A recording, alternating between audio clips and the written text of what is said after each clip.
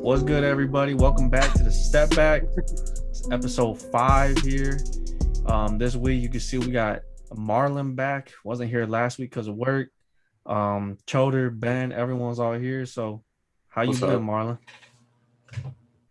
I'm good.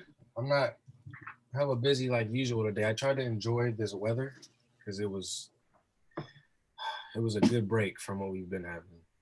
That's facts.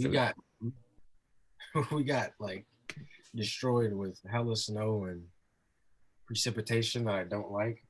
I was walking lunch last week. The reason I say precipitation is because I don't know what the hell to call it. It was like I was getting like stabbed by little ice balls. I had to walk sideways. You ever have to walk sideways? So yeah. My dad told me the story about when he was little. Like he was like walking. I think he said it was like the blizzard of like 81 or something like that, or 78. I don't know. There was a big blizzard. He was telling me how like he had to walk backwards the whole way to school. That sounds hella strong. He had to walk backwards the whole way to school, and he got to school, and school was canceled. School was canceled when he got there. I would be. He walked backwards the whole way there.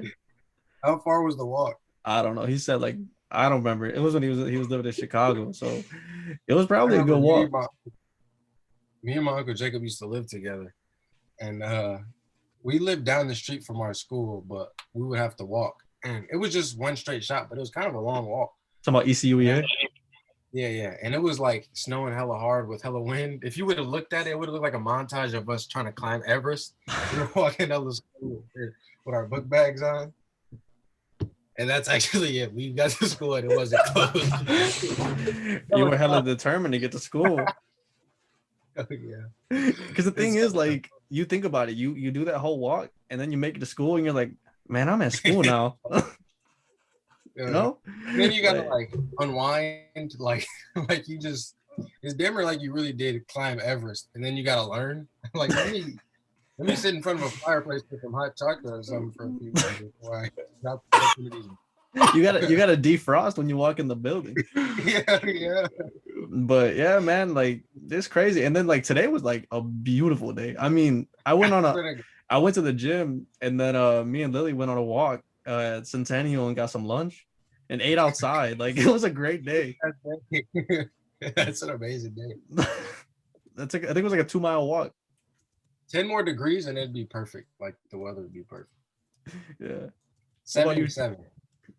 The perfect weather? Really like 80, because then you can swim outdoors. 70 is a little bit more to swim outdoors. You can't swim at 77? 77, I don't know, something about that 8, bro. Like I feel like if it's 7, it's a windshield kind of. It sounds like a mental thing, bro. Like, it's all in your head. Like if you're someone who could tell the difference between 79 and 80, like, it's like, you know, it's only 79 degrees. I only get in when it's 80. Like, it's definitely 79 right now. Oh my god. What about you, Choder? How's your week been? I've been all right. I've just been watching college basketball, to be honest, enjoying the weather. Yeah, today was a nice ass day. And yeah, I don't know. Just watching college basketball has kind of been the story. Birthday's Tuesday, so Sunday we celebrated my birthday, so that was cool. But other than that, yeah, nothing much. Yeah, pod's dropping on the birthday, man. Mm-hmm. That's a pretty good. It's a good birthday gift. Thank you. I appreciate it. It's really thoughtful. He put a lot of effort into his own birthday gift. Yeah. What about you, Benjamin? Not much. Not as not as good as your guys' days, man. I've just been working. I guess watching college basketball a little bit. Watching my bracket get dismantled. Dude. I might not too much. Watching Purdue lose over the weekend, first round. Called it. I called it. I called it last episode. I was at the game. No way. That's even worse. That's even worse. Wait. So you wait? Did they play the? Go ahead, did they play the game? Did they play the game at their home like arena? No, they played it Lucas Oil. That sucks. Did your happiness slowly wither away as the game proceeded? Mm-hmm. So So I texted you while you were there. Yeah, you did. Oh, man, that's even worse. I'm Yeah. sorry. I didn't forgot know what you you were said. there. What did you tell him? What did you say again? He said, I was like, "Hey Ben, how you feeling?" This is something like He's surrounded by sadness. I said find something it. on the lines of that. Oh, that's even worse. I feel hella guilty now. Did you? Maybe you Snapchatted me because I can't find it in the text. I think I put it in the step back chat. I'm not 100% sure what exactly I said. I'm gonna try to find it, dude. That was funny because I may have made the worst bracket ever. You said, "How you feeling, Ben?" Yeah. And then I said mean, and then I said mean green fighting machine. That's it. Yeah. But dude, like my 3 of my 4 teams in my final 4 out. Like I have the worst bracket ever. You know, would it be impressive if somebody got the entire first round wrong? Wrong. Impressive. What do you think would be more impressive, getting the whole first round right or the first whole round wrong? It'd be equally as impressive. The same I was gonna say. probability. Because technically, if you get them all wrong, like you were kind of on track. You know what I'm saying? Like if you just had to switch every other pick. I know that sounds stupid, but it makes sense. It's funny though, because you had to hella believe in the underdogs. Unless you're Oral Roberts. Oral Roberts in the Sweet 16, dude. That is crazy. I think if you picked every underdog, you'd do better than picking every favorite. So Because college basketball rankings are horrible. yeah. The whole thing is the Big Ten is making us look like idiots. Michigan might lose today too to LSU. Like they're losing right now, I think. It's rough, man. They went into the half with the lead. Sorry. It's a rough time right now for the Big Ten. And then you had Luka Garza go off today. And they still lost by 15. They scored 80 points and lost. And he had like 40, ain't it? Or 36? Yeah, he had like 30 something. Is he like a top 5? No, Luka Garza, no. He's second round. Second round. I heard he might not get drafted. It's like really in the NBA, but they don't expect it to translate to the NBA. Kind of. Yeah, it's really just like that. Like what was dude's name on North Carolina? Luke May. May was a legend in college, but Luka Garza is better though. Yeah, definitely. Somebody like Frank Kaminsky was really good in college, but nobody really expected him to be that good. He was still a lottery pick too. Yeah, I think he got picked pretty high. Yeah, I didn't like him in college either. I don't know. I just didn't want to see him. I was really upset because I really wanted that Kentucky team to go undefeated, and then they lost to them in the Final Four, and that was awesome. That was rough. And then Choder's Duke Blue Devils pulled it out. I think it was a championship, wasn't it? Or no? That was when Jaleel Okafor and them won the national championship. They beat Frank Kaminsky and Sam Decker. Who would have thought that would be the highlight of Jaleel Okafor's career? It's crazy. Came in the league 10 years late. 10 years late, man. It sucks. That dude. But yeah, man, this is the craziest March Madness I've ever seen. I don't think I've ever seen this many upsets. I love upsets. Every year though, kind of like Chicago winners. Like it's never been this cold, and it always is. I feel like that's how it is with March Madness. Well, I don't know if I was talking to Choder or I was talking to Marlyn about this. I was talking to my dad just about like how crazy the upsets are and everything. And he was telling me about when he was maybe like 12 years old. It was the year that Kansas won it all. When my dad was born in 1970. So whenever Kansas won in the 70s or 80s, he actually made a bracket and he predicted the Final Four and he picked Kansas to win and they were a 6 seed. So he keeps thinking about like if he would have made that bracket, like actually, you know, betting on it. Like I mean, he was a kid, but betting on it or putting in like a tournament bracket type thing, how much money he could have made on that bracket. You know, that's crazy. Like who picks a 6 seed to win it all? Yeah. Like that's ridiculous. But yeah, man, it's this is the most wild tournament. Honestly, I don't know who's gonna win it. Gonzaga's killing it. I mean, I picked Illinois. What'd you say? Won't they have an undefeated season if they win? Yeah. That'd be a I don't remember who the last team to do that was. I don't think there ever has. I don't think there has been. No, one. it's no. I think it has before though. It wasn't as many games though. Yeah. But I don't know. I'm kind of hoping we get a Michigan Gonzaga Final I'll Four. look that up. That would be really fun to watch. Them face off, but I don't know. I'm kind of on that Loyola boat now. I got Baylor. Baylor. Yep. Who does Loyola play next? It's gonna be who are they playing? It's like I think it's like a 14 seed. Yeah, the 12 seed. That could definitely be a good game. So that's Sweet 16 right there. If they advance, They'll play Oregon State. Yeah, so they'll make it to the Elite Eight. Something about I don't know, something about that Loyola team. They bring Sister Jean along, and they just can't lose. Did you see her statement about like going into the game? Oh, the prayer? It was like hella technical. No, she was talking about what they need to win, but it was hella technical. She was like, "We have a really good defense. I think we could stop them. They're like 50% from the field and 30% in layup." She really knows basketball, man. Yeah, like she gave like a specific technical thing that they need to do. Man, and they shot 29% from three. Like she was right. Yeah. The last team to finish 32-0 was IU in 1975. Shout out IU, Bob Knight, my boy. Hopefully we can get. Larry Bird. Larry Bird went to Indiana State. But that was like what I want to say 5 years before Isaiah was there. So hopefully IU can get back to that glory. Looking for that new coach. We don't know who it's gonna be yet, but we need somebody. Anyways, let's start getting into some NBA topics now. Sad news coming out of the league today. Lost a legend, Elgin Baylor, 86 years old. Natural causes, but man, we talked about him last week, Ben.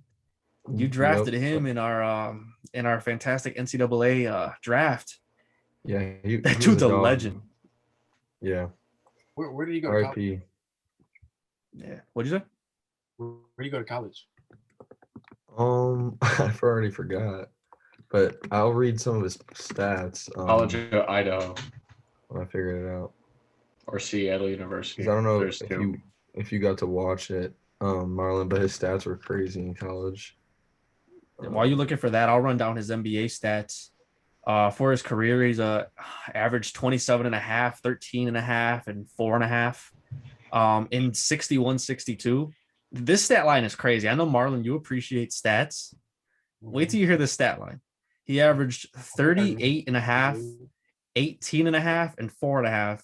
And he did that while enlisted in the military. He only played on the weekends.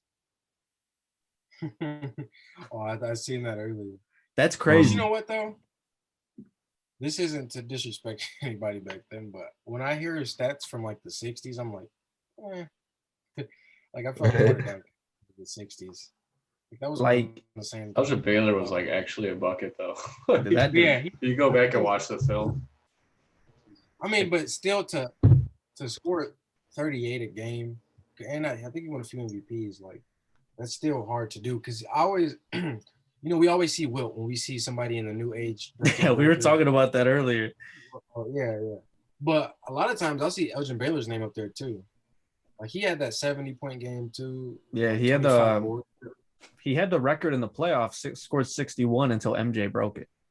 Against the Celtics. So he's a legend. He's not a name that like a lot of people bring up either. He didn't win a championship or an MVP. That's why. Yeah, he was an All-Star game MVP in 58-59. No, he played with Jerry West and Wilt. Yeah. Oh, he was with both of them? Yeah. Who'd they go against? Celtics, dude. Bill Russell. Maybe Bill Russell is a beast. I hear a lot of Bill Russell disrespect. all he did was win.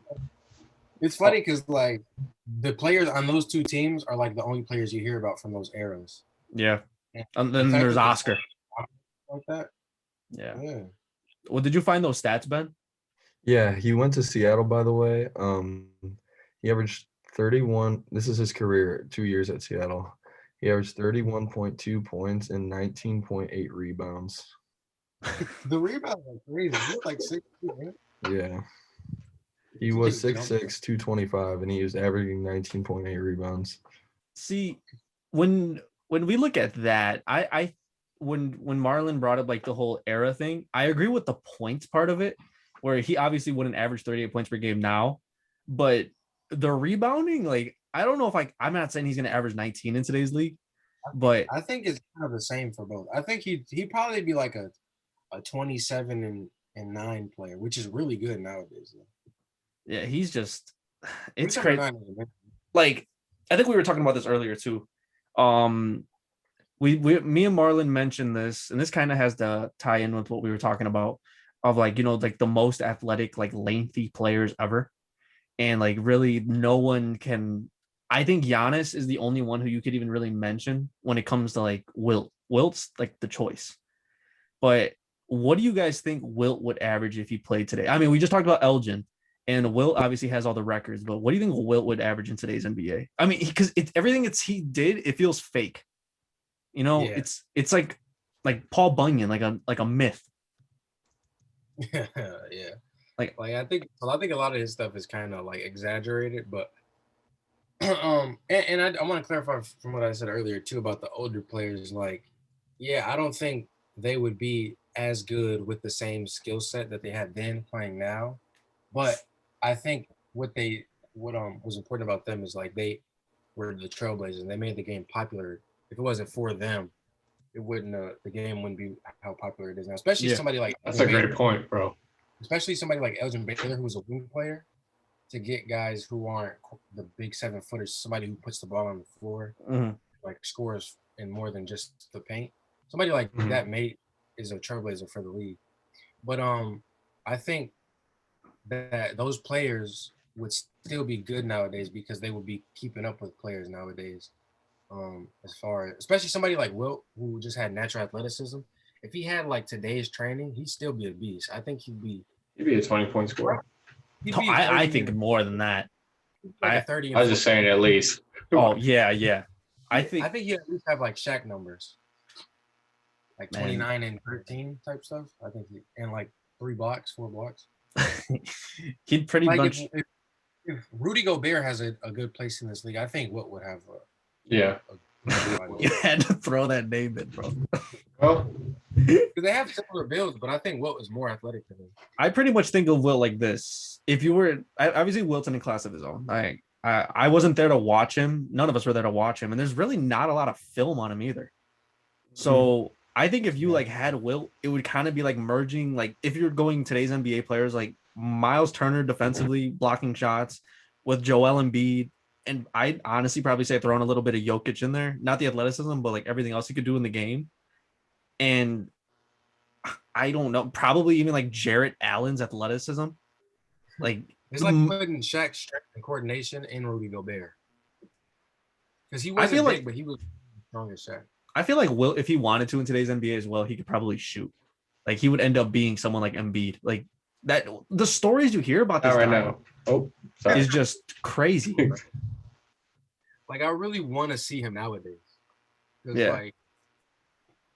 A little thing to add on Wilt, I know I've looked it up before just out of curiosity, like the worst free throw shooters of all time, and he's like number 3. Really? So imagine if he could like hit free throws, I feel like where his points would have been at. Yeah, he was worse than Shaq, I think. At free throws, he had a horrible form. I'm actually interested. Do you know who was number 1 on that list? Ben Wallace. Oh, I would not have guessed that. I know who the worst 3-point shooter of all time is. Who's that? Charles Barkley. Oh, it's Charles Barkley. Huh? Said 3-point? Yeah, the worst 3-point shooter of all time is Charles Barkley. Bro, Charles. Because he took a lot and missed a lot. Yeah, he actually was shooting threes. He was just awful. I think it was like 11%. Like it's horrible. I don't know the exact number. I don't know if someone could if one of you guys want to try to find it, but I know that Charles Barkley, like the last time I had seen it, I don't know if it was in like a documentary or like it might have been on NBA on TNT. They were talking about like the worst shooters of all time, and Charles' name popped up for a 3-pointer. But it's funny because I feel like if he just stepped in one step, he'd probably make it. Because he had a good mid range. It's so crazy. Charles Barkley shot 26% from 3. 26%. So he benefited the doubt to give him a little bit more. But I think that also included, like you said, 26%, but it's also guys who made like about like 100 or like attempted 100 threes or something like that. Um, but like you said, it's crazy with Elgin Baylor. It's a huge loss, but he meant so much to the game. So rest in peace, Elgin Baylor. And Marlyn mentioned it about him being a wing and like him influencing the game. I'm sure you saw there's plenty of wings, so he really like it changed the game for so many people. And one of those guys that definitely had to have been influenced by him is LeBron. The way that he plays the game, just huge, could do anything on the court. LeBron's hurt now. And man, I don't know what this is gonna do to the Lakers. It's a smooth turn. I appreciate I just that. realized. What do you guys think this is gonna do to the Lakers? You're like, oh, LeBron's hurt the Lakers. I think that it could be kind of disastrous, but I don't think it's gonna be like no Rockets thing where they're gonna lose hella games straight. But I do think they're gonna be a lower seed because you don't want to rush LeBron or Anthony Davis back. But I do hope that they can come back at least like 2 weeks before. Yeah. What did I say something wrong?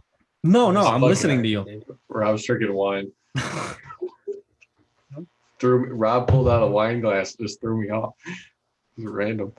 Sorry. Did you drink some? Yeah, he did. Yeah. Oh, you're not on a date with us, bro. Right. You already have your date. It's an NBA podcast. You have to drink wine during an NBA pod. Yeah, man. I don't know what the Lakers are gonna do. Like, you threw me off. I kind of wish I'd seen it. But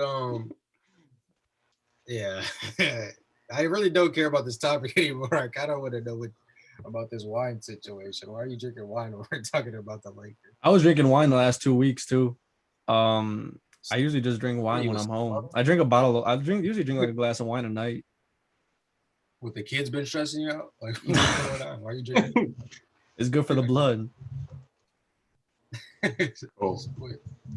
No, but I hope AD can and LeBron can come back to get like some synergy going before they enter the playoffs so they can have some momentum. Because I think they'll be straight if LeBron and AD are healthy going into the playoffs. And maybe they'll get some rest from it. But the biggest thing is they kind of have a bad they're not really deep. I mean, they have Schroeder and Harrell.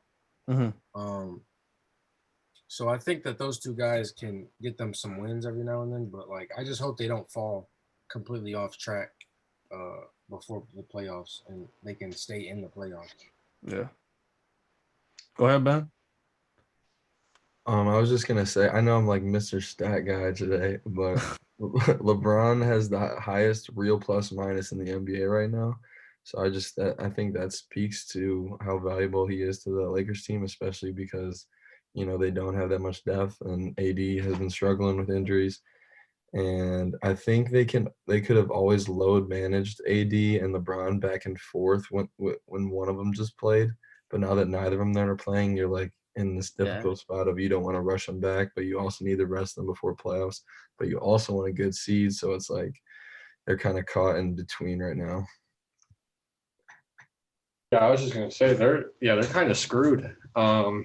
Obviously, you lose your two best players. They're not in a great spot. But I mean, the Lakers, obviously, they're defending champs. So, I mean, you got to give them some credit that Frank Vogel and his staff will figure it out. But some things that I've kind of observed, aside, obviously, LeBron injury sucks.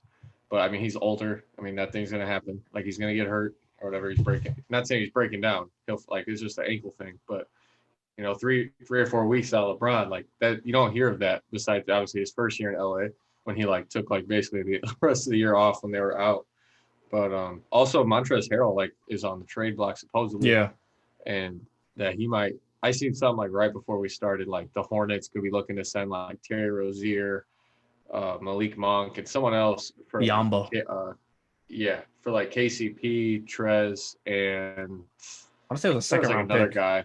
Yeah. And it's so obviously some things just aren't working out for them. And they're also some of these signings, the main two signings I've seen that haven't worked out for them are Gasol and Trez. So they kind of got to I'm not gonna say they have to reload, but like they, especially with LeBron and AD out, they got to get something like another option in there, like to help them score. I think Terry Rozier would be a good pickup for their bench unit.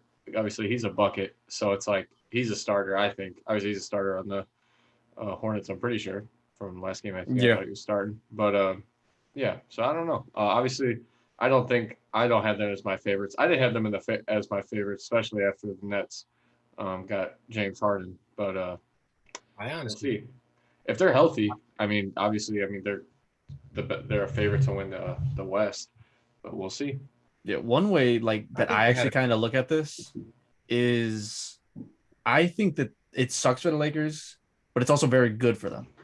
And where I'm going with that is it's going to make the team learn how to play without AD and LeBron. So players are going to have to step up, and it's going to really prepare them mentally for the playoffs. And you're also going to get a rested AD and LeBron for the playoffs. Obviously they're going to get the rust like off, I think, for the last couple of games of the season. But if they drop in the seeds, now say the Lakers end up being the 7 or the 8 seed, right? So now if you're the Jazz, you're like, all right, we got the 1 seed. We got the 1 seed. We've been killing it all year. And then you run into the Lakers first round of the playoffs. It's like, you've got to be kidding me. Yeah. And you're getting a healthy LeBron, a healthy AD, and they're both rested. So I think that's very beneficial for the Lakers, at least mentally, for their other players to prepare. I saw that one trade too about Trez. I don't know if it'll happen, but I think it could be a great pickup for both teams actually, because Trez was thinking about signing with the Hornets in the offseason. So now you're gonna get Trez. If Trez heads over there, imagine him next year, because prayers up for LaMelo, ending his season short with his wrist injury. But imagine that pick and roll, and then you still have Devontae Graham, Gordon Hayward. That team's building. So I really actually like that trade for both teams. And like as you said, Choder, you get Terry, who's a certified bucket, and Malik Monk, who gets hot at almost random moments, but he's a great player as well. So I think that this is going to be really good, but also bad for the Lakers standings wise. But I think it's going to be great for them in the long run, coming towards the playoffs. They're sitting at 28 and 15. They're still third in the West. But if they could play 500 ball, but by the time they come back, they're still going to be in the playoffs. That's one big thing going on there, though. I don't know. There's a lot going on in the West because the West is super, super close. But one big thing also is coming from the Eastern Conference. A conversation we really, really wanted to get into is how successful the Sixers have been this year. Especially coming off of last year where they were in the middle, they didn't know what they were gonna do. Brett Brown got fired. They bring in Doc, and it's a whole different team. Joel Embiid's the MVP frontrunner. If he didn't get hurt, I think he'd be a lock for MVP. So now he's really competing with two other guys. But I really like this when you brought this up, Choder, as a conversation topic for this pod, of what do you guys think is the big difference in Joel Embiid's game, like from Brett Brown to Doc Rivers, excuse me. Like, what do you think they're doing different with Joel? Let me go first. Go ahead. I was just gonna say I think they're just putting better pieces around him, and I think it's just more consistency. From like a lot of obviously I haven't caught too many 76ers games. I'm gonna sit here and act like I know their game plan, but like from like former Sixers and like I've seen Joel Embiid talk about this in interviews, like there's just always turnover. Like there was just always new team members. So I think and then just surrounding him with shooters like Seth Curry and things like that. And Ben Simmons obviously helps, but I think just overall just the system that Doc Rivers brings to like any team. The way he like kind of utilizes his shooters to come off like work off big men and things like that. I think it helps Joel Embiid out a lot to have that talent around him and those guys that are capable to knock down that shot. It really does a lot. That spacing, just give him that amount to work instead of he was playing last year playing against Al Horford or playing with Al Horford. It's just like it's all clogged up in there. It's not as easy for him to work. So I think that's the biggest difference for sure. I think that it just kind of speaks to how badly the Sixers got not necessarily lucky because they were tanking with the process to get people like to get high draft picks, like, and that's how they ended up getting Embiid and Simmons. But I think since they've got them, they've done a horrible job of like managing the team. They just got there off of sheer talent. But with those two players, they could have gotten so much farther, I think, already. Even though were one shot away from the conference finals 1 year. Yeah. And they could have possibly even won the whole finals that year because they lost by that one shot to the champion. But the things that they've done this season are make small tweaks that like everybody kind of knew what was wrong. Like first they got a new GM because their previous GM hated shooters. He just didn't want shooters on his team. He traded away Mikal Bridges. You know how much I hated that move. Yeah, for Zaire Smith. He was already in Philly. Like he was a Philly kid. He went to Nova and then they traded him away. But I really thought he fit the team because he was a 3-and-D guy. You see he's doing that with Phoenix. And he's a good fit. He would have been perfect for the Sixers. And then they even traded away Saric and Covington for Jimmy Butler. Now, even though that did kind of work, one of their hindrances that year was they weren't a good shooting team. And even like the past few years, they just don't like getting shooters. Like you said, they got Zaire Smith. He's not a shooter. Even Markelle Fultz, they ruined his shot. Like they just don't want shooting on their team. So they got Daryl Morey, and he's like, why don't we have shooters? You know, he came from Houston where that's all they had was small guys that could shoot. So he got Seth Curry, and he got Danny Green. And now look, that gives Ben Simmons more targets to pass to. And that spreads the floor more. And now Joel Embiid's three-point percentage has even gone up. And he's not taking a lot, but he's shooting close to 40%, if not 40% from three. So he's another guy who can knock down three-pointers consistently. That's spreading the floor. And then Doc Rivers finally decided, let's actually let him go in the post and score in the post consistently. And now he's averaging 30. Like, these are things they should have been doing. But I'm glad they're doing it now because now they're actually a good team that can actually compete. Because even though they were solid before, I feel like it was just talent that kind of got them as far as they did rather than like being a good cohesive team. And now they're talented and a good cohesive team. And even though he's hurt, I think Embiid's hurt. I think they still have a good chance, and they probably won't win just because the Nets are stacked now, and then still got LeBron and AD in the West. But they're still young players, so I think you can build with those guys. And we see you don't need crazy talented or expensive players around them. I mean, I do want to shout out Tobias Harris because he's a big piece. But like besides him, they just have like shooters and solid guys coming off the bench, and Simmons and Embiid can kind of do the rest. Go ahead, Ben. That was a month. Yeah, so yeah, definitely wanted to touch on was Marlon's point on 3-point shooting. He's shooting like 9% better. He's shooting like 42%, which is up there with like Curry and Levine, like the top 3-point shooters in the league. Another funny thing about to do that as a big man was like unheard of. But yeah, I also kind of agree with. I think Doc Rivers is just like. I think their game plan is just to go to him initially, get him going. Another stat I'm looking at is he averages like 3 more free throw attempts.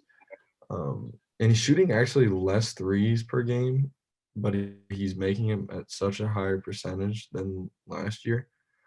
So I think that's just the biggest thing. He's just being more aggressive. I don't know. I think their game plan has changed a lot. Obviously, Jimmy took some touches away from him in the past.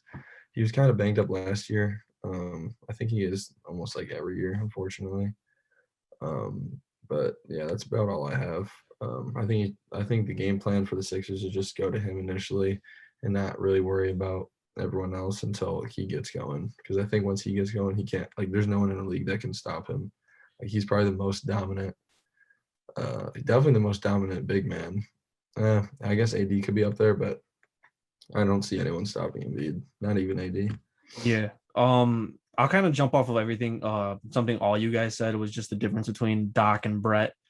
One thing is when Marlyn brought up how the coach was when the GM, Jerry Colangelo, when he brought in Jimmy in that trade for Covington and Saric. It lowered your shooting, but I'm making that trade 100 times out of 100 to get Jimmy Butler.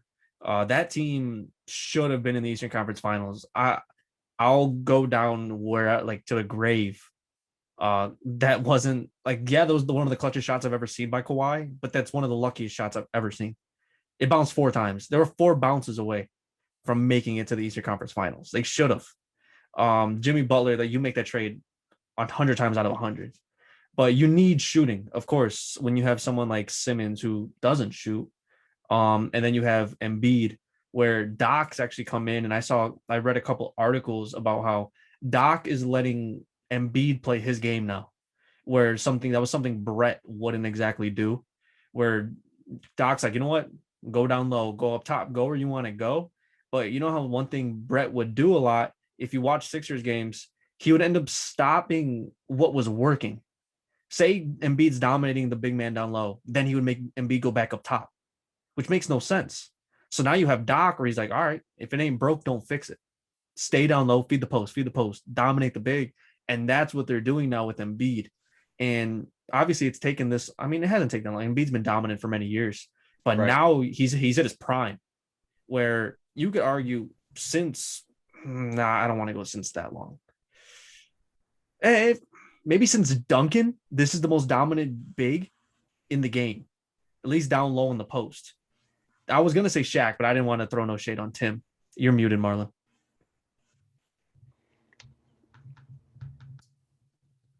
I was going to say we did have, you could say that because we did have like a dry area in between Duncan and, because like the early 2000s, we didn't really have that many good bigs. But I do think AD was really dominant. But one thing I wanted to say about Brett Brown, not allowing him to go in the post and stuff, I don't even think it was necessarily like him being a tyrant and just making all the decisions. I feel like some of it was Embiid not being in shape, and like late in games, he'd kind of get lethargic. And so I feel like Embiid had a lot to do with not always just being dominant like he could be and just going after it every game. But you did see that in the playoffs, though. So I think he kind of just was doing some like in-game load management type stuff, like you would see LeBron do kind of, but it's different with a big man in the post. So I don't think it was necessarily just Brett Brown, but I think Doc Rivers just is like, if you can't do this the whole game, then why are you playing at all? Mm-hmm. So I think part of it is Embiid being in better shape now. One thing that I also read as well was about how one thing Doc Rivers has really emphasized towards Embiid is to just stay aggressive. Because, you know, as you mentioned, he would kind of like load manage during games or just take some plays off. But that's one thing that Doc Rivers has really just emphasized: just be aggressive, play your game. Like he's probably told himself many times, like, yo, you're the best big in the NBA. Go be the best big. Right. Don't change your game for anybody. And he's just roaming the floor now. He's not sitting in one spot. Because Embiid, I don't want to put this much like hype on him. I know it sounds like crazy with some of the stuff I'm saying, but he can handle the ball like a guard. You know, there's not quite good, but yeah, I know what you mean. Yeah, like Shaq couldn't do what Embiid does. He couldn't dribble like Embiid. He couldn't shoot. If Shaq could have done that, oh my God, like imagine that. But Embiid, just what he does for the Sixers, it's crazy. And Doc just made a huge change with it. And I think it's also having that winning mindset with Doc. I mean, he's been on the Clippers for all these past years, heads over here now, and it's just a winning mindset. Brett Brown didn't have that because you were telling Brett Brown to lose games. I think Brett Brown would be a fantastic assistant coach, or with what he was doing for the Sixers as a rebuilding coach for a young team. But then when the time comes, you need that vet. You need that winning coach. But I think like the transformation for Doc Rivers for Embiid is just fantastic. And it's a great sight to see. I think he's the MVP, but we'll find out and see if that injury ended up hurting him.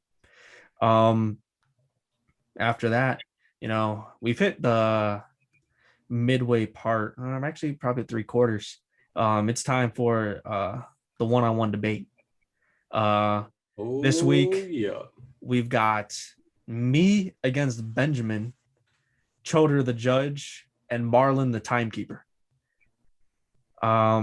Charter, why don't you tell us our topics? Okay, so we got 3 points of conversation here today.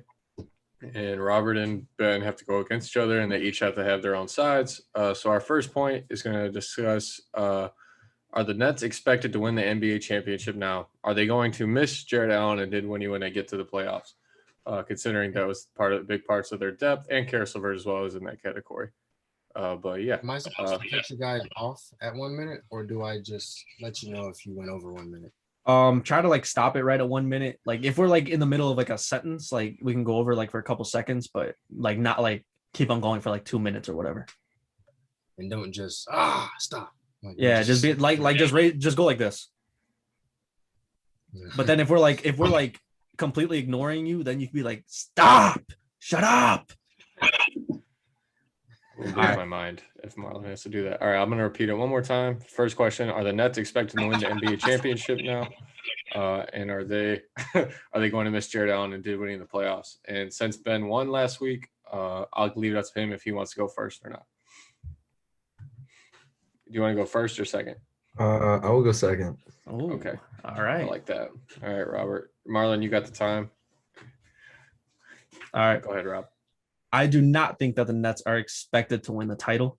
One thing that I really think could end up hurting them in the end. Well, first of all, you have some other great teams. You got the Sixers, you got the Bucks, Lakers, Jazz, Clippers.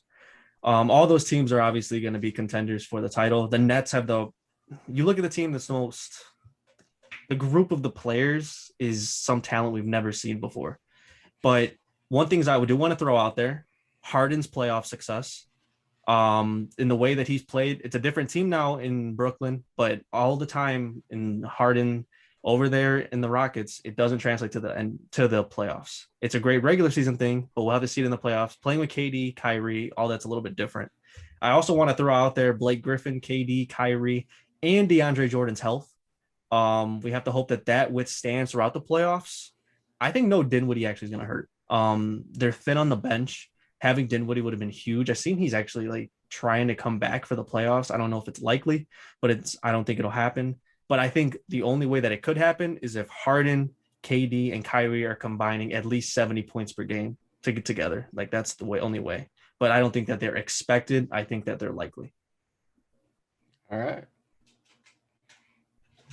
Wait, hold on. I just want to hear that last point one more time. You said I don't think that expected. I don't think that they are expected to win, but I think that they could likely win. Okay. You know what I'm saying? Yeah, I got you. I got you. I just wanted to hear that again. All right. That was actually really good. No, it actually wasn't. I forgot to hit start like 10 seconds in, so you kind of went like 10 seconds over. Oh, sorry. That's my fault.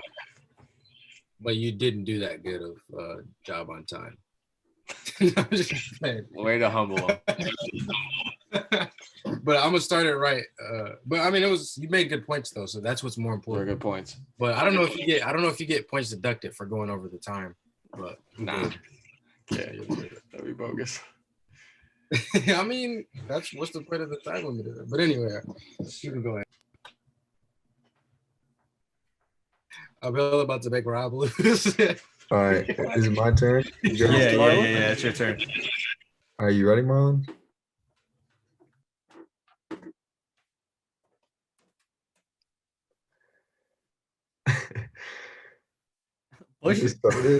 Started. Obviously, I do think the Nets are gonna win. The only way I would not say the Nets are gonna win is that the Sixers or the Lakers would win. And Sixers just lost Embiid, and Lakers just lost LeBron. So their seeding is gonna definitely hurt. I don't think the Jazz or the Bucks really have the firepower, but also the playoff experience. KD's been to the finals. Kyrie's won a finals. Harden's been in the Western Conference Finals. Blake Griffin, I don't know what he did with the Clippers. I think were they in the Western Conference Final? I don't know. But I know they're all capable of scoring the ball. If one person isn't on, I mean, you have Harden scoring. If KD's not on, Kyrie's scoring. If Kyrie's not on, someone's always going to score. They have too much firepower. They don't even need to play defense. They don't have to be deep. They have like arguably the 2 best scorers of all time. Not of all time, but in the league. I'm done. Mm-hmm. Dang it, that went by really quick. I was waiting for Marlon to say something. We're just looking at the I time. wasn't like looking at the screen. I was looking waiting at, for like, Ben to finish his my thought. notes. All right. Give me a second. I'm just trying to recap what Rob said. Ben made some really good points there for me. I'm gonna go with Ben for this one.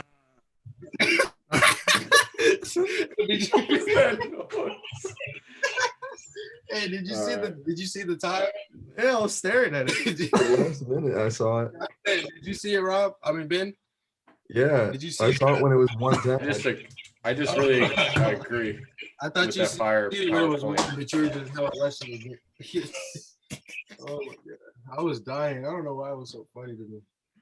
All right, Charlie, what's number 2? Okay, so the second one, I have picked Ben. I want to bring up a point about Oh boy. this topic too. Just quick. Remember we were talking about Blake Griffin and how he hadn't dunked in years. His first game. His first and only play to dunk. It was 464 days. He just Hey, hella did it. he fleeced the Pistons. Imagine if it would have been like a poster too. All right, go ahead, Jody. So our second one is Nikola Jokic from the Denver Nuggets capable of winning the MVP award, and can it be this season? So Ben, I'm gonna have you go first on this time. The reason I waited is because I waited hella long, but I thought you were gonna start talking, and I was gonna press it when you started. So when you start, I'll press it. All right, Ben, you start. You guys are hella. All right. So I do think Nikola Jokic can win the MVP race this year or any year. The first stat I want to start with is he's number 4 in wins above replacement. It's kind of like a baseball stat. It's basically how many wins you contribute to your team. He's at 4th with 7.25. The only players above that are Giannis, Curry, and LeBron. LeBron just got hurt, so it's going to be harder for him to make it the case for an MVP. I mean, Jokic just does so much for his team. It's not just like scoring, moving the ball like around. I feel like he's probably one of the best big men passers ever. But he also like rebounds the ball extremely well, which is just crazy to me. Obviously, he can stretch the floor. He can do anything at like 7 feet tall. So, I mean, I just think he's one of, if not the most valuable player to his team. That was actually really good timing. That was really good timing. Yeah. It sounds like you kind of stopped yourself short because you seen it. But good job. All right. So I think Jokic is capable, but I do not think that he will win MVP this season. My reasoning for that, obviously, his improvement this year has been remarkable. 27, 11, 8.5.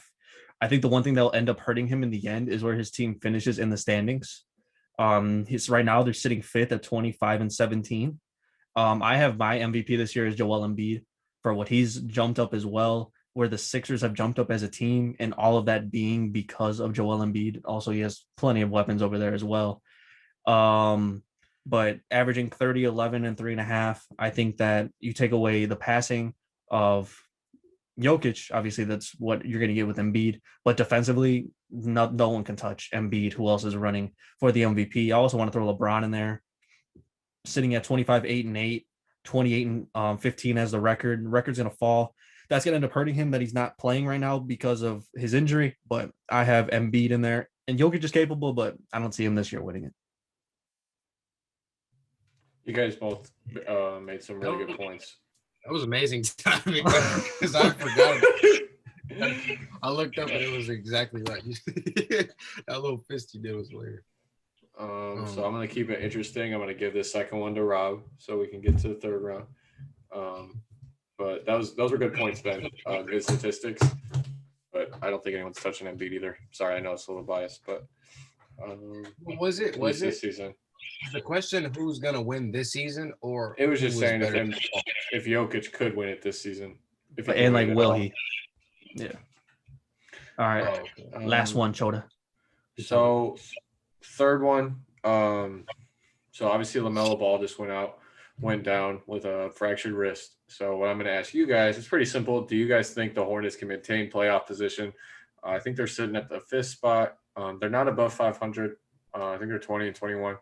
But do you think they can maintain this playoff position without LaMelo if he's out for the rest of the year? All right, I'll go. Yeah.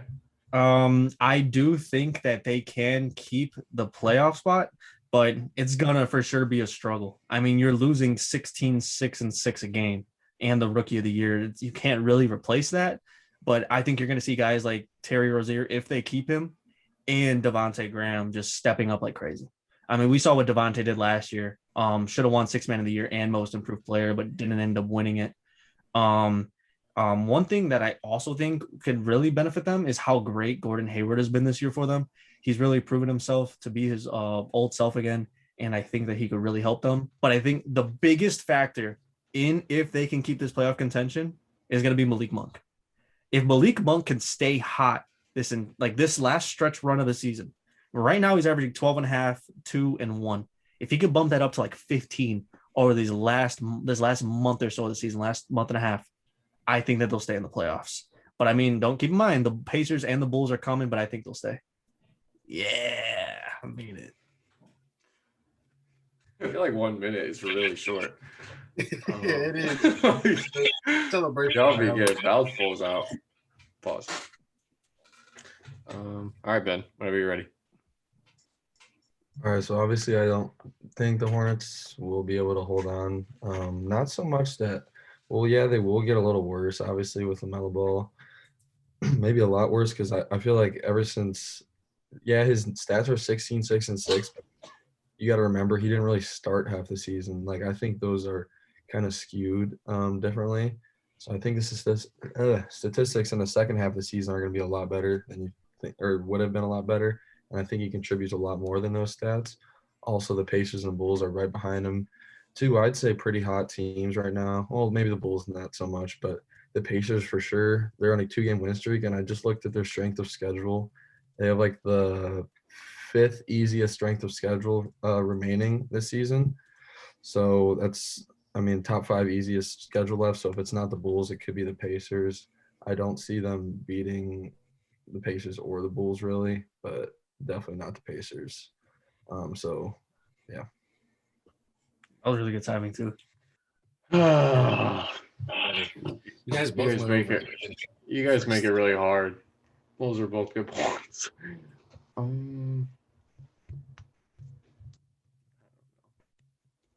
Yeah. I gotta go with Ben. Yes, This sir. is because you lost last week. No, it has nothing to do with that. I almost gave Ben the second one, and I'm like, Rob's gonna think it's personal. It wasn't. I have to agree. I don't think I think losing LaMelo will screw them up, especially because their record isn't anything like that. Like it's like, oh, they'll lose a couple and they're good. And no, if they lose like 3 or 4 in a row or whatever, like they could be screwed because the Pacers are coming. I'm clipping this when they make it. Whatever. But yeah, Ben, 2-time debate champ. All right, so next week we will have me going to the judge's seat, Choder moving to the time clock, and Ben and Marlyn will face off in the debate. I do not want to go against Marlyn. Ben, win again. But we're gonna move on now to the last part of the show, the weekly draft. We will be drafting this week. We will be drafting mascots for the NBA. Not physical mascots, just the team names and how their logos kind of fit as well. For example, like I'm gonna say the team name that I really hope doesn't get picked. Like I think the Pelicans is the worst team name in the NBA. It just sucks. So that's like example. That's how we would be drafting. The order will go Choder, Rob, Ben, and Marlyn, and we'll do a snake draft. All of us get 5 picks, picking a starting 5. So Shoulder, number 1. So for the first pick, in the step back mascot draft, I got to go with Miami Heat.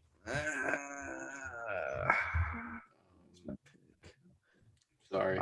I honestly agree with that. I think the I Heat feel is like it's not a hard. I feel like it's kind of. I feel like you guys would be mad if I didn't pick them, but there's some other good ones. But I'm gonna go with Miami because it's just clean. It's a clean name, fits them. Their logo's sick.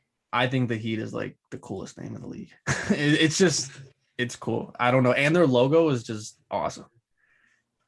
I hadn't even thought of that one, but that one is good. For my first pick, I'm half and half on 2 teams, but I think I'm gonna go with this team. I'm gonna go with the 76ers. I think that name is just awesome. It fits. I thought it was just. It fits so well in their logo with the bell. It's just awesome. That name is just really cool. I thought I was gonna be the only one because remember, anybody, well, not anybody, but people know I like history. Remember when I first job told her, I told our boss I like history, like a hobby. Just want to capitalize on this. Our boss that me and Marlyn work for asked him, "What are your skills and what are your interests?" And he said, "I like history." Like, for a job interview.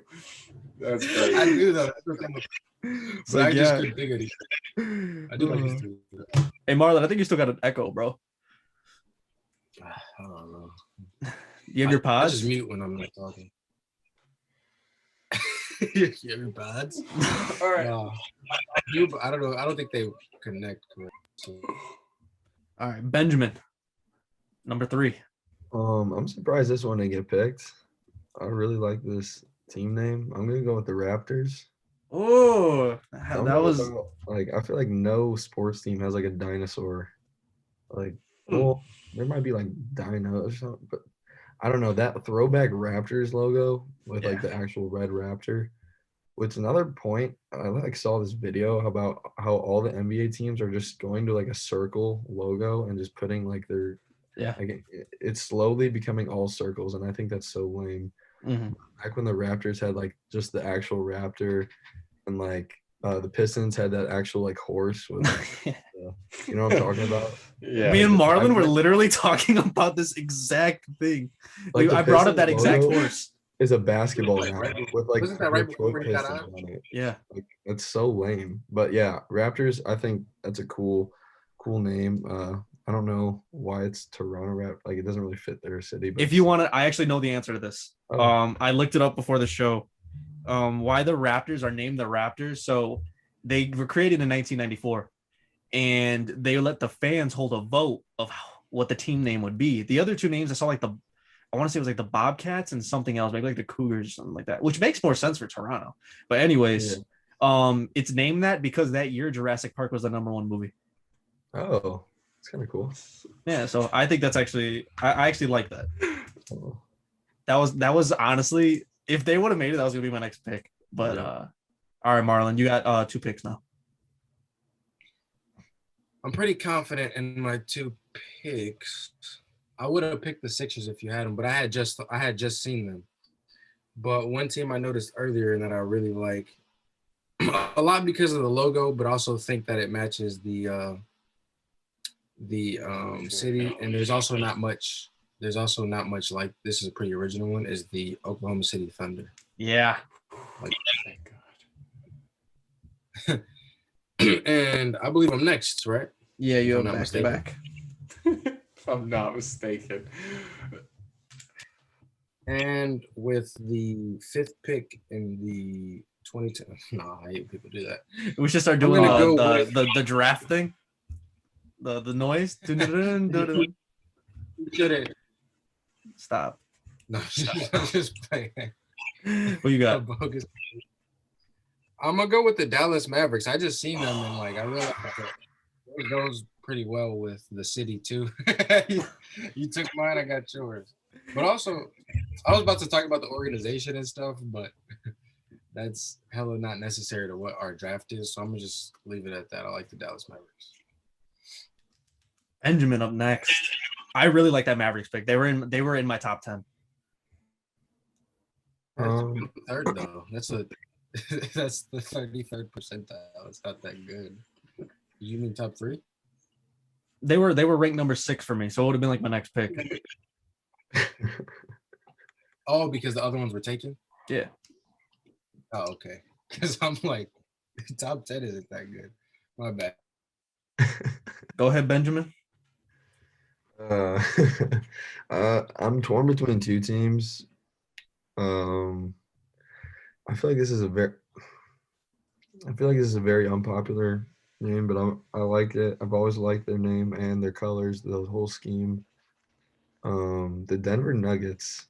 I like their I kind of did some research. It's relating to like the mining boom or whatever in the 19th century, when people would dig for gold in the mountains.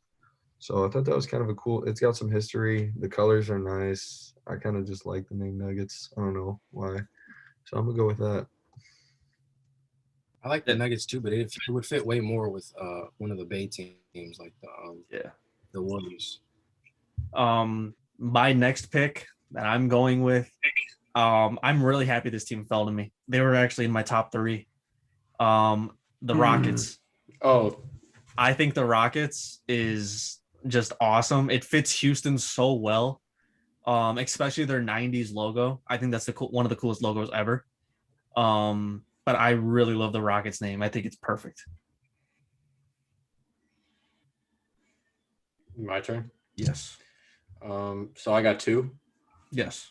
Cool. Can I get not can I get? I'm gonna take think about the drive-through or something. Can I get I said it again. Can I get the Trailblazers at 2? I'm gonna get Portland. I really like the Trailblazers name. Their logo's sick. And then 3rd, they're still on the board, right? I'm gonna go with the Golden State Warriors. I just think the Warriors is a sick name. Shout out Bishop Noel. It's funny because it does not match anything that Golden State. They have. Golden, but I'm saying even like their logo is the bridge. It has nothing to do with. I have no idea. Their 2000s logo with the warrior with the lightning bolt was sick, dude. That's one of the best logos ever. I don't know why they just went towards the city. Yeah, and you're right about that minimalist thing with they're all just going into circles. Yeah, coming down. My next logo. I'm honestly shocked that this lasted. I have to go them here. I'm going the Bulls. For the reason they got their name in Chicago because of Is that a spider?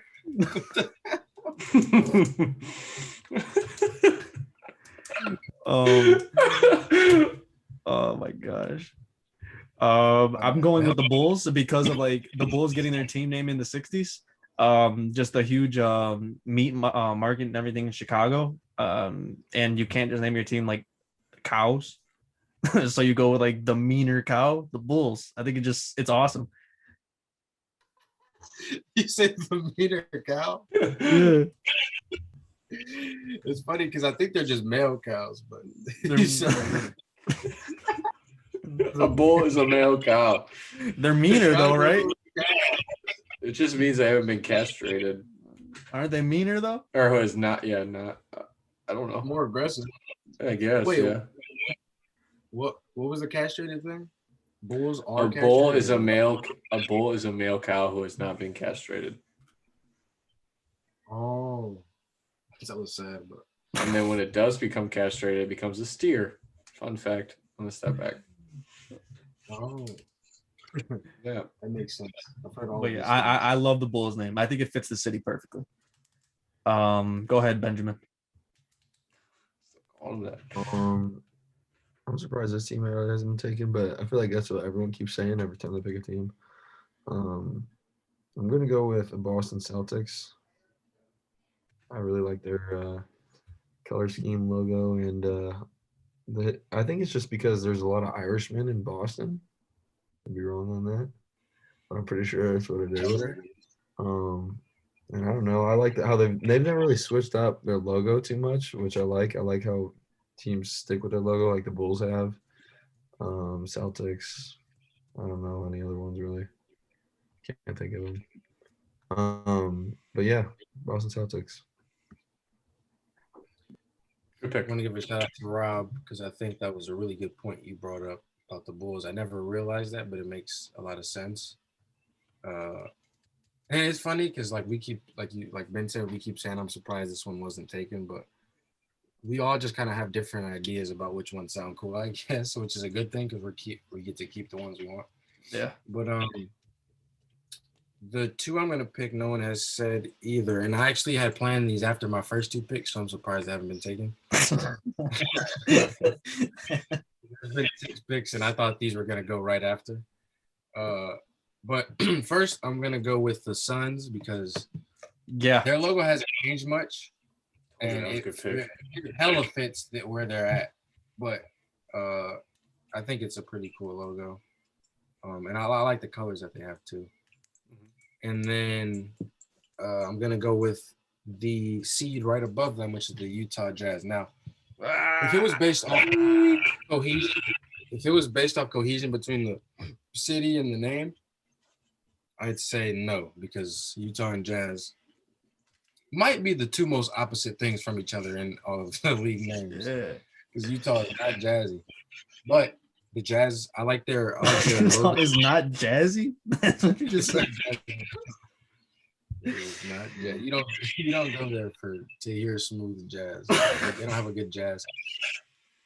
But I do like the logo and I do like the name. It's pretty original.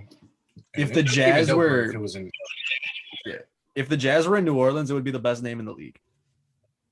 Yeah, it would be the most fitting too, because like the Celtics is a little racist. The Bulls fit, but it's not like a clear fit. Like the New Orleans Jazz, like you know what it is. Like it rolls off the tongue better. The Wizards.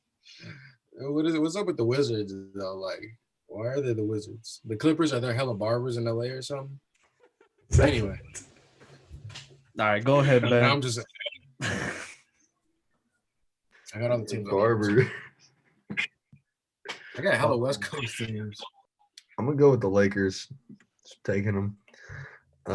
Got their name because they used to be Minneapolis Lakers, I believe, and Yeah. there's something about 10,000 lakes. I don't know. I did some research earlier today, and I think so. Now that I think of it, it's kind of weird that they named their thing after a lake, but Yeah, it's still just one of the nicest logos in all of sports. I think it's one of the few, I think, OG like ones that actually always had a basketball instead of everyone just trying to turn it into a basketball now.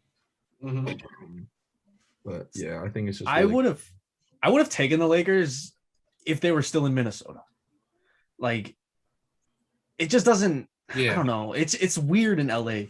Obviously we're not talking about the city, but it's also, in my opinion, like the name is just lame. Like it's like on Pelican level. Like, like, oh, here come the Lakes. Like, like some team names, you hear it and it's like it's intimidating. Yeah. You know what I'm saying? Like you kind of like you get something off of it. Like the Thunder. Like the Thunder is like kind of an intimidating name. Yeah. The roar of thunder type thing. Yeah. The Thunder are pretty good. That was a good first pick, Marlon. Where I'm going next, I think if they would have stayed in their original city, it would be one of the best team names in the league. I'm going with the Grizzlies. I think that's awesome. It just doesn't make sense in Memphis. If they were still in Vancouver, that'd be iconic. And their old school logo is amazing. You can't really base it off that, right? You can't really base it off that because that's the reason I picked the Jazz. I mean, I guess we. But like the Grizzlies just sounds cool too. Like it's intimidating. Yeah, but that's what I'm saying. The Like, Grizz. and oh yeah, I guess you still picked it, so that's what. But like I'm saying, we're just basing it off of the name and the logo. Yeah, like their old school logo. I think their old school Exactly. logo was awesome. Their old school logo was great. Only thing now is like at least theirs isn't just a ball still, but I don't really like how it's just all blue now. Yeah. All that one blue. All right, Choder, back to back. One more time. Can I do? All right, I got Timberwolves. Yeah. I wouldn't have picked them like if I didn't have back-to-back picks. But I got them because I think it's a pretty cool name. And they've always had like I know we not basing it off jerseys, but they've had like a decent marketing plan, I'll say, as far as logos and jerseys and colors and things like that. Besides those green ones they had a couple years ago, those were whack. But If they would have stood with their older ones, like when KG was there, the black Those are jerseys with dope. the green trim, mhm. those were nasty. And then with my final pick here, I'm wearing the hat, so I feel like I kind of just want to do it. Is the Hornets. I really like the Hornets color scheme. It's I think it's sick, and I'm really glad they switched back to the Hornets from the Bobcats. Like I don't know how many years ago that was, but yeah, I'm gonna go with the Hornets here because I really like. Obviously, they're up and coming, but also just like their logo and color scheme is dope. I do agree with the color scheme. I kind of wish they had their old school logo. That's the only thing I would change. I think their like logo from back in like the 90s. That's just nasty. For my final pick, I'm kind of stuck between a couple. I don't know. There's two teams. I think I'm gonna go with the Pistons. That team name, we're not talking about cities, but I think it's perfect for Detroit. And also if they would have gone back to like, their old school logo, just where they were at, like horsepower, Pistons, their old school logo with the horse in like the 2000s is one of the best logos I think ever. And even when you go back to like when Isaiah was there, it just said Detroit Pistons, but it was so clean with like the way that their jerseys looked and everything. And now they're trying to go back to that, but like to make it modernized, it looks corny. But I think the Pistons name is just a really, really, really good name. It's a really solid. That's some good value where we're at right now. Yeah, dude. They were on my board. Benjamin. All right. I'm gonna keep the tradition going with picking like some OG teams. I think this team has like the most tradition in their name. I'm gonna go with the New York Knicks. I've loved how their logo really hasn't switched up. Besides from that one time where they have like the circle with the NYK in it, it looks so stupid. I like the triangle upside down with like just the orange. I feel like they've always kept it just like the basketball underneath, and then Knicks. I know we're not necessarily talking about like the logo, but I just think there's a lot of tradition there. The color scheme, cool. Like I said, they've never really switched it up too much. So yeah, I'm going with the Knicks. See, the only reason I didn't mention the Knicks is when I looked at the website of why teams got their names, and they're named the Knickerbockers, which is literally just pants folded up. And like, I was thinking of like, why would that be a team name? Like obviously their history is great, but it's just like, here come the folded pants. It's just. I think I read that they drew it out of a hat. Yeah, like obviously it fit. Like the Knicks sounds so much better than the Knickerbockers. Like it's just nasty, but I like their logo. I really think that the Knicks have one of the cleanest logos ever.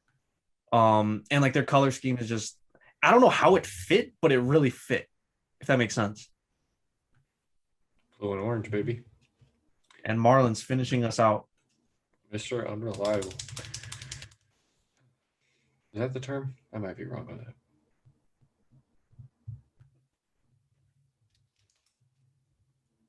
All right, Marlyn, you're still muted, I think. Oh, there you go. What Mr. so we're doing Irrelevant. 5? We're doing 5? I thought we were doing 4. I kind of like the way my team was. We're doing like a starting lineup. That makes sense.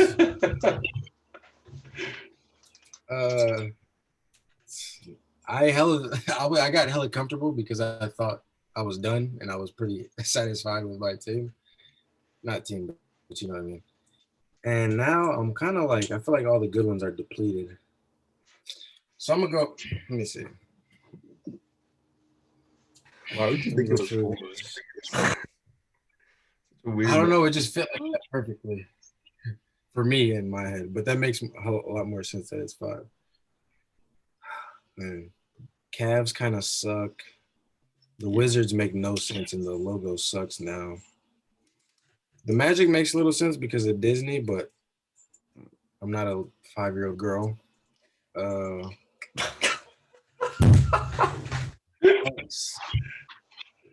see, the Nets.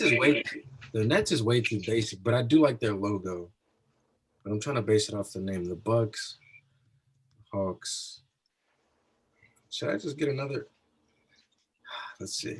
Clippers, nobody knows what that is. Like, what's up with that? But I do like the logo. Clippers. I'm trying to do it superficially, like what just sounds cool and looks cool, not necessarily the meaning. You know what? No, but then that's not. It's not. Yeah, we might have to start putting a timer on when you come up, dude. Remember, you already know how long it takes me to pick a 2K team. Let's see.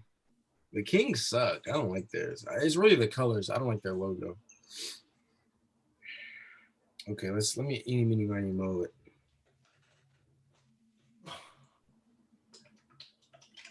While we're waiting for Marlyn, I just want to throw out there that the trade deadline is this week, and the Bulls are going to get Lonzo Ball. Dang, we didn't talk about that. Like, I really want to speak that into existence. The Pelicans just need to accept our trade. All right, you got one, Marlyn?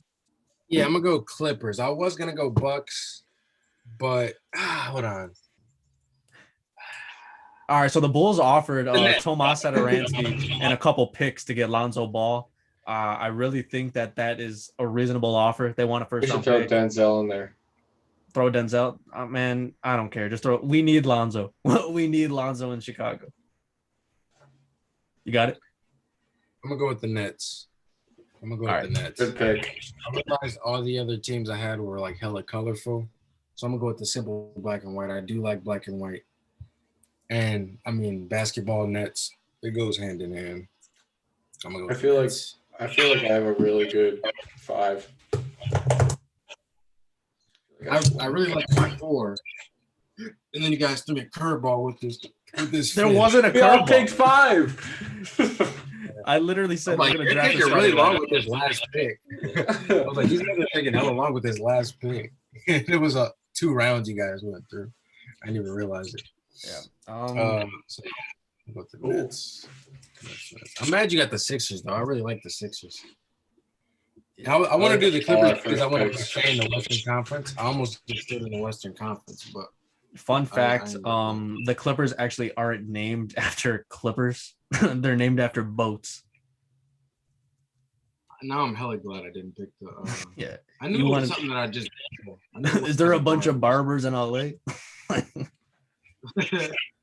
They were actually named the Braves before. I don't know where that was. Wasn't it San Diego too? What?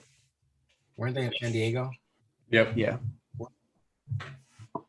But yeah, honestly, I don't know. I don't know who won this draft.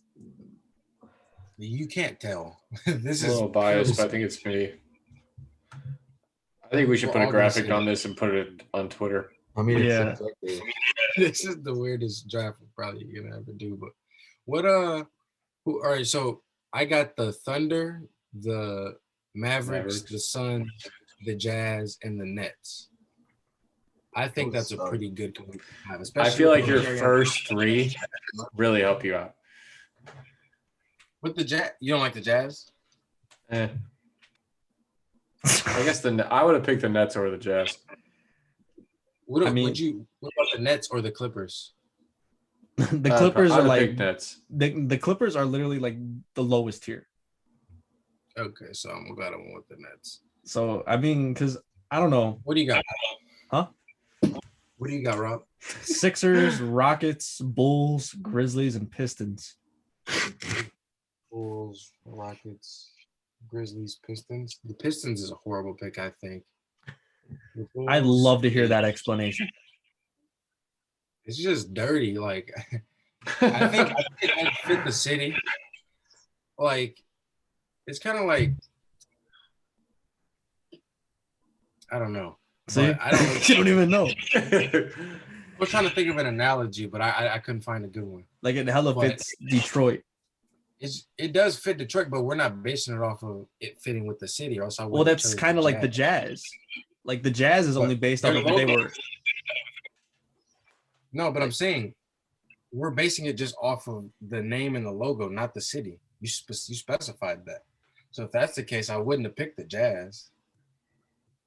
So how was that And a good it- name? and if it I is just want based to off the- understand, like, why would the Jazz be a good name?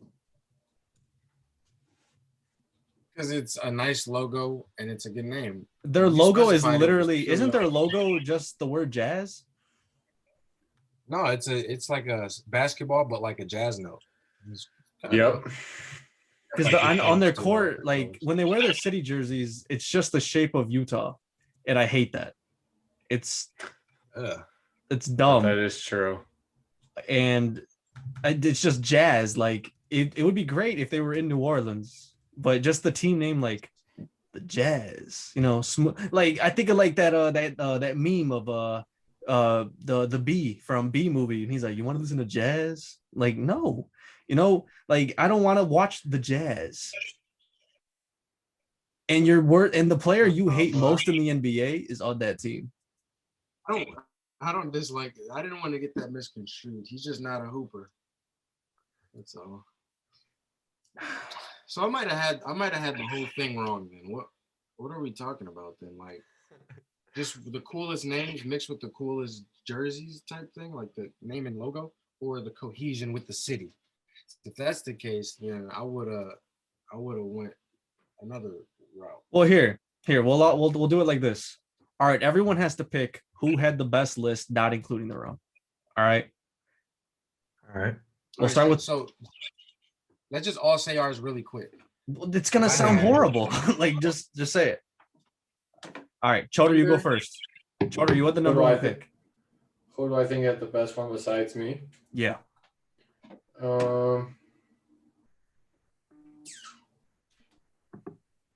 Can everyone type their picks into the? I'm gonna go with Rob.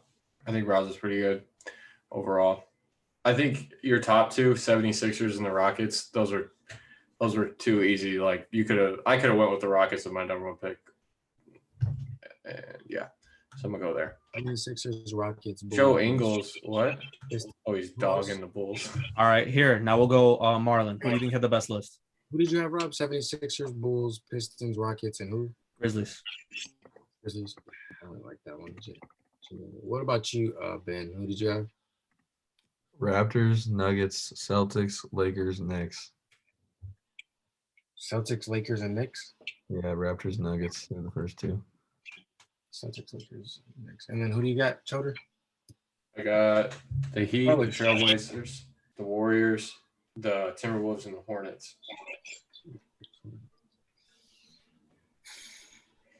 I think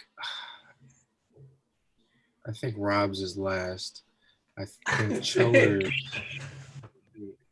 It's really just because you have some good ones. You have my favorite one with the Sixers, and I like the Bulls, and the Rockets is good, but I think the Pistons and the Grizzlies are lower tier. I think that – wait, who do you got, Choder? You got the T-Wolves, I got the Heat, the Trailblazers, the Warriors, the Timberwolves, and the Hornets. Trailblazers, Warriors. So Heat and Hornets are really good. I don't really like the Warriors. The Blazers is pretty good. I think the Timberwolves good. I think that was a really solid pick. The Hornets Who's were my the last one. No. I mean, you said the Timberwolves.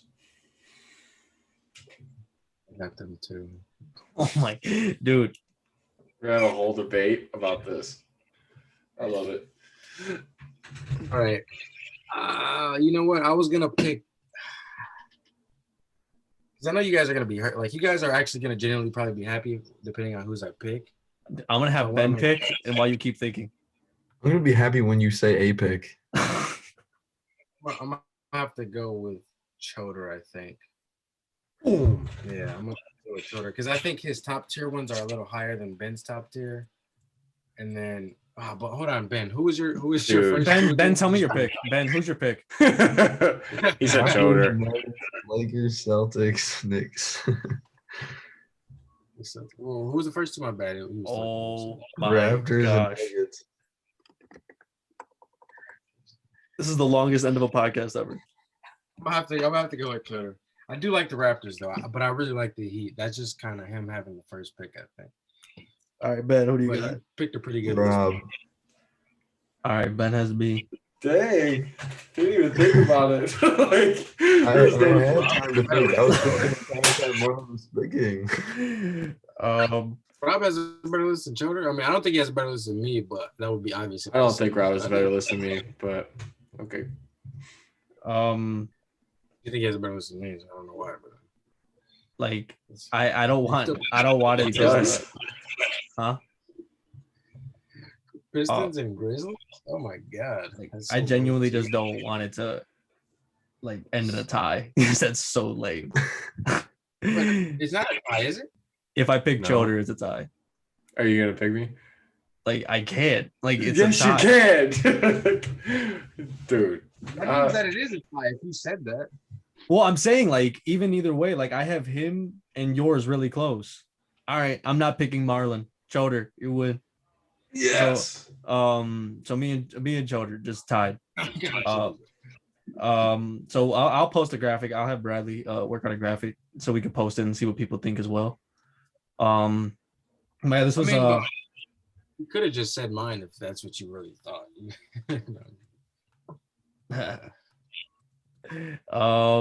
This is the end of episode 5. If you are still here, you have reached the end of the podcast. You're still here and you stood through this whole draft. This has been an insane draft. Honestly, I want to start posting stuff out there too to see if we can get people to start giving us topics, basketball topics for drafts as well. This one's like obviously complicated, but I'm trying to think of stuff that other people haven't done either. Next week we'll look into more basketball topics as well. But thank you guys for tuning in for episode 5. This one was a lot of fun. We'll be back next Tuesday. This is dropping on Choder's birthday, so huge happy birthday shout out to Choder. Turning 22. Any big plans? No, none. Sorry, I'm kind of bored. I ain't got nothing to do this year. Maybe I'll find something to do this weekend. But as of tomorrow, it's a Tuesday, so it's like whatever. Just go get food with my girl and. Oh, you're getting Spider-Man, right? The game. Yeah, we'll see. I'm on the hunt for that PS5, so maybe you'll get a surprise birthday present tomorrow. No way. Go to the Dells. Go to the Dells. What you mean? For my birthday? Like go there? Dells, yeah. There and back. All right. Just okay. Just drive there, look at it, and come back. Wow. I love looking at the Dells. Do you have any? I'll ask you after. But yeah, man. Episode 5. So if you guys haven't, follow us on everything at _stepbackpod. Like us on Facebook, Step Back Podcast. Subscribe, rate us 5 stars. We need it. Put us up there. We're trying to get more and more fans. But yeah, we appreciate it. So tune in next Tuesday. We'll have another episode. Peace out.